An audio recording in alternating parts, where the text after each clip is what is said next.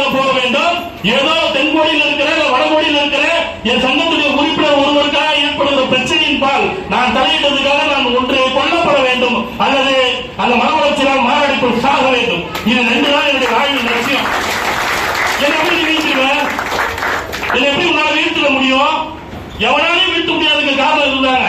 சமரசமற்ற சமர், சமரசமற்ற சமர் தான் எல்லாவற்றுக்கும் எல்லா வெற்றிக்கும் காரணம். நான் முழுமையா சொல்றேன். இந்த சங்கத்தின் பால் நீங்க அமர்ந்திருக்கீங்க, நீங்க கேட்டுட்டு இருக்கீங்க. தாய் குலங்கள்லாம் என்னுடைய தங்கைகள் சகோதரிகள் எல்லாம் கேட்டுட்டு இருக்கீங்க.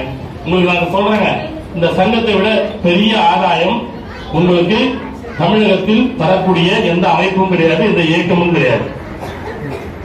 உங்க இடத்துல புரிஞ்சிக்கவே விட மாட்டாங்க, நீங்க உங்களை உணரவே விட மாட்டாங்க. ஏன் என்று சொன்னால் ஆண்களை விட சகோதரர்களே, ஆண்களை விட 100 மடங்கு புத்திசாலிகள் பெண்கள், 100 மடங்கு புத்திசாலிகள். அவர்கள் மிகவும் புத்திசாலிகளாக இருக்கிற காரணத்தினால்தான் அவர்களை சமூக ரீதியாக, சாதி ரீதியாக அல்லது